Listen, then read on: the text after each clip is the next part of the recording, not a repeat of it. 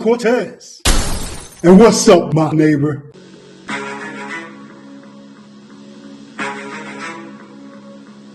So how am I supposed to pay for that with no job?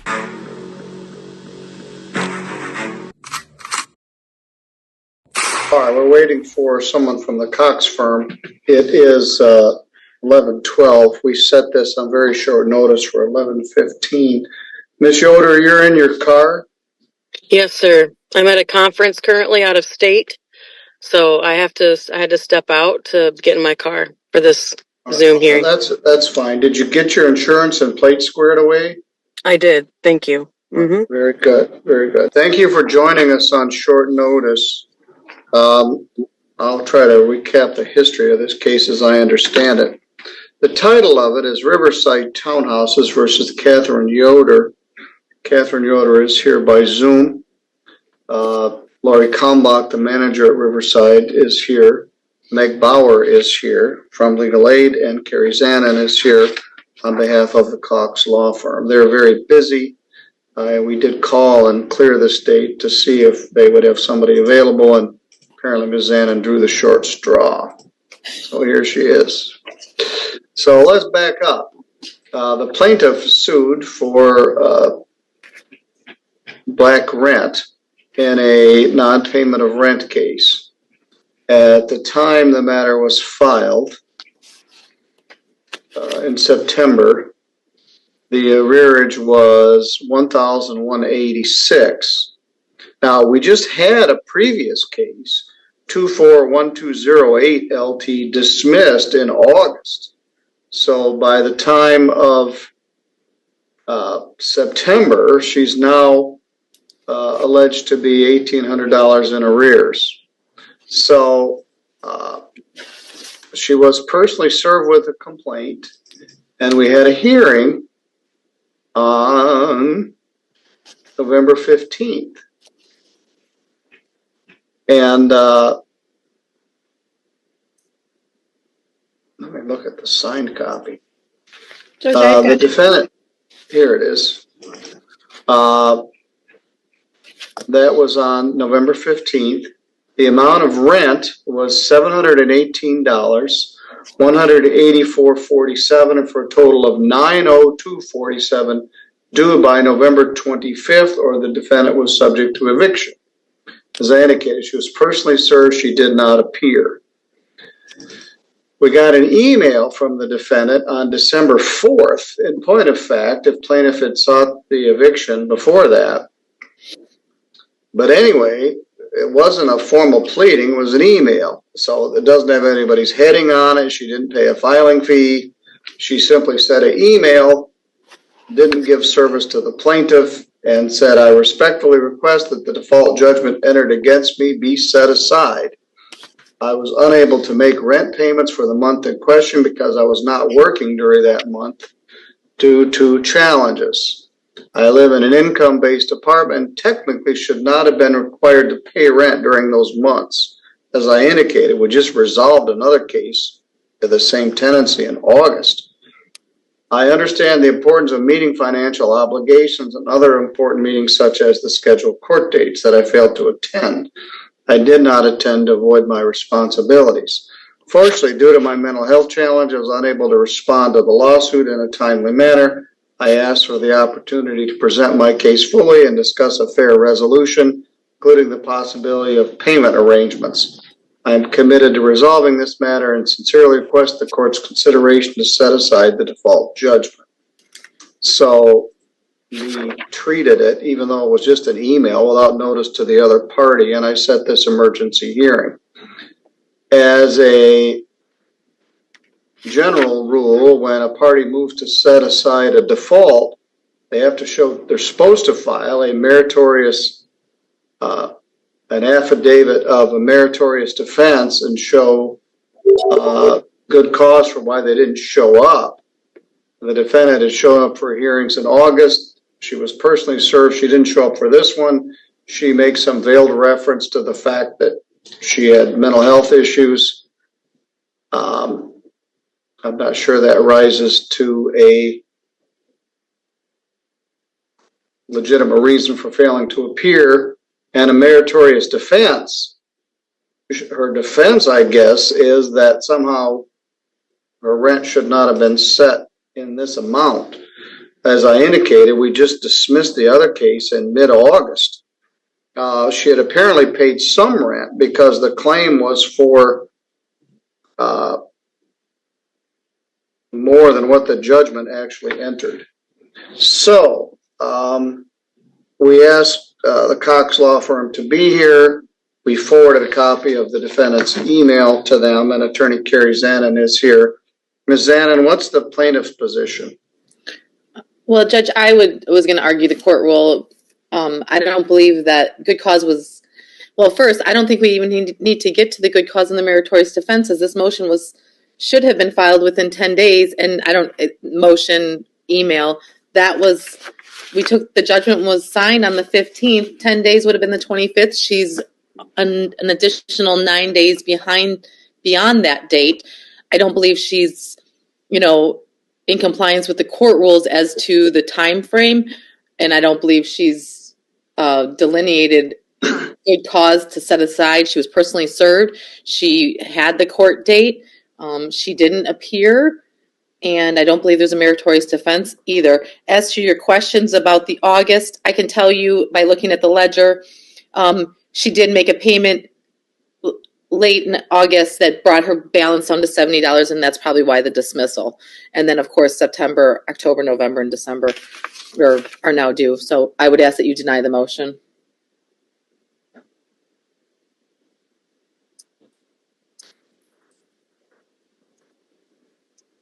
So is it your position that once she made the August payment, that no payment was made for September, October, November, or December? No, Judge, her balance actually right now is $923. So there's been small payments made since the date of the judgment. The only payment that shows is the utility reimbursement, so I apologize. But what I'm showing at this point with December is that she owes $923. So an extra $20, Judge, on the judgment. All right. Now, sometimes there are a couple things. When you fail to appear in a landlord-tenant case, you have 10 days to appeal. And you didn't file anything within 10 days. You filed it on December 4th, which is 19 days after the judgment entered. Now, theoretically, on a motion to set aside default, you have 21 days to move to set the default aside. But that's in a money judgment. This was a landlord-tenant judgment for possession. So there are multiple issues. One, there's no meritorious, well, it's multiple. You didn't properly file it. It was filed more than 10 days after the appeal period. It wasn't served on the other party. We served it. You didn't file an affidavit of meritorious defense. And I'm not sure there is a meritorious defense. You simply owe the rent.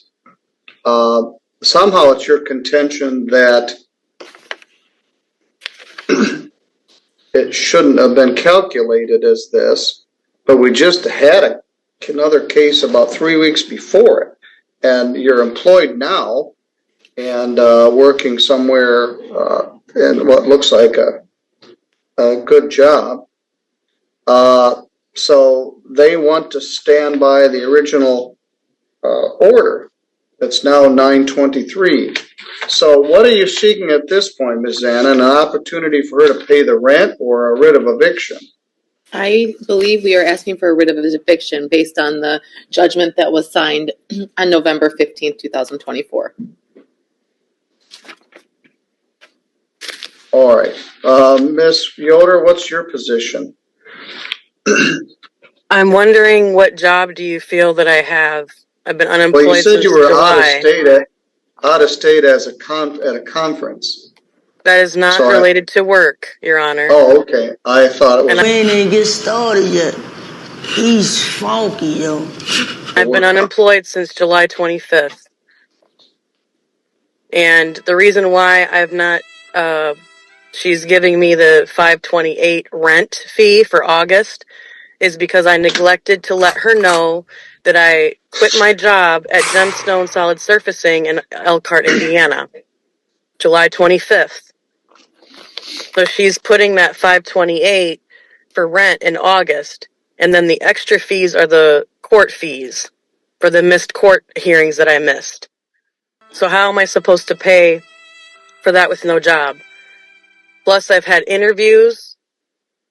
I've applied for over 30 jobs, remotely and out of in the workforce, and I've not been able to get hired.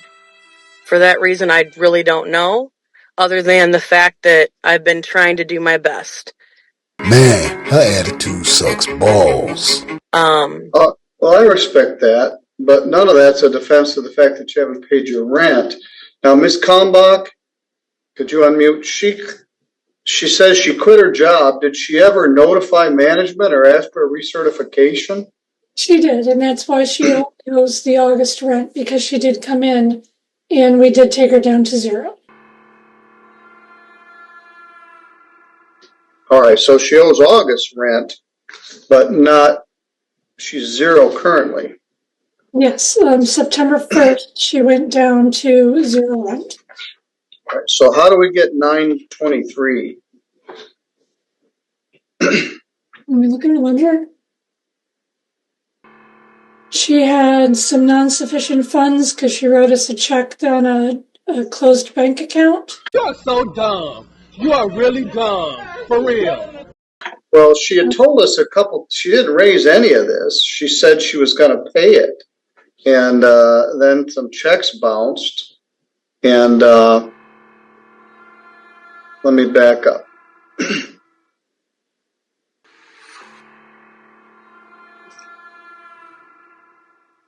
We were here on November 4th. And she wasn't here. On November 4th, another attorney from Cox law firm, Jen Wilburn, was here, and Ms. Kalmbach was here. Defendant had brought in a check. She was nervous about it. She wasn't sure it would clear. The arrearage was $658, and that was through November, and it was $184.47. So it didn't include, she brought in a $658 check, but did not include legal fees. So she missed the first hearing on November 4th, but because the check had come, I waited to see if it cleared.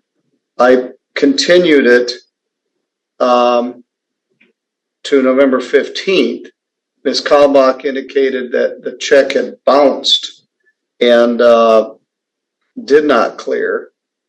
The defendant did not appear, and I issued the default judgment. 718, 184.47, and 902.47 total. The check came back as account closed, which actually is a misdemeanor.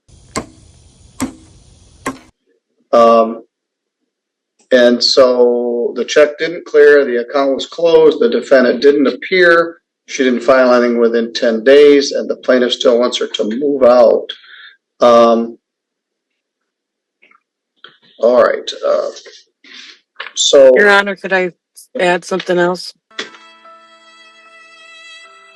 yes. Back in July or August, I believe, the landlord came in to check my ceilings, and she had said that she was going to come get them fixed. And when you look at my ceilings, I can provide photo evidence as well if you need that. It's bowing down. And there's been 2 other tenants that I know of personally whose ceilings have caved in and fell. Stop. The time to raise that defense was at the time of the hearing. We were all here. Now you haven't paid the rent. You didn't file it in a timely manner. You didn't file it properly. You didn't file an affidavit of meritorious defense. And now you're raising some habitability issue that you had 2 opportunities on November 4th and November 15th to raise. So I adjourned it because you had presented a check. Not only did it bounce, the account it was written on was closed. So payment wasn't received, then you didn't appear on the 15th. Ms. Kalmbach or Ms. Cox, do you have any interest in allowing her an opportunity to pay the unpaid rent or simply ask for a writ of eviction? I think at this time, Judge, we're asking for the writ of eviction. Say, get the fuck out of here! I don't believe I've received it yet. Let me look. I would rather pay the $528, meet you in the middle with that. I'm going to have to get some help.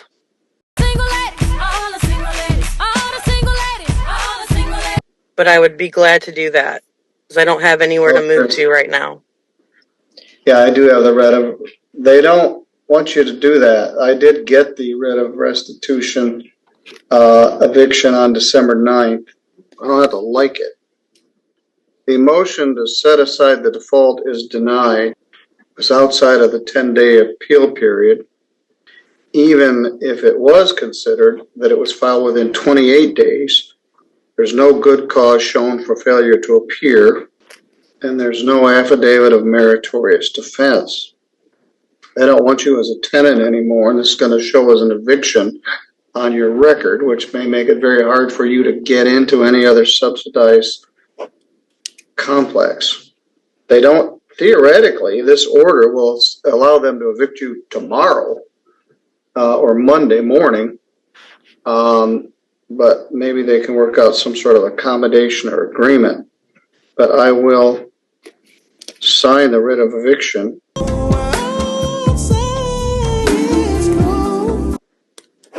So you're in a difficult spot. It's right before Christmas. You had two opportunities to be here. You did not appear. You presented a check for payment, which was on a closed account, so the payment wasn't made. And to further put salt in the wound, your current rent is zero.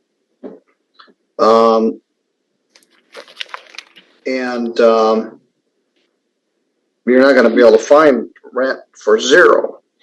So my suggestion is that you go in and meet with the manager and see what you can work out for a move-out date. They don't have to serve this order for 56 days.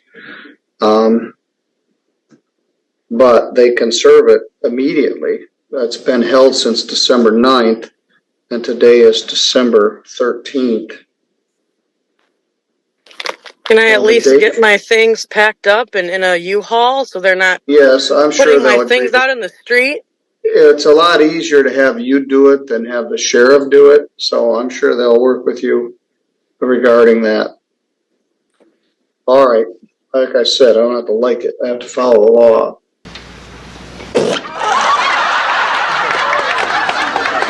Music to my ear. Hey, yo, drop a comment and shut the door on your way out.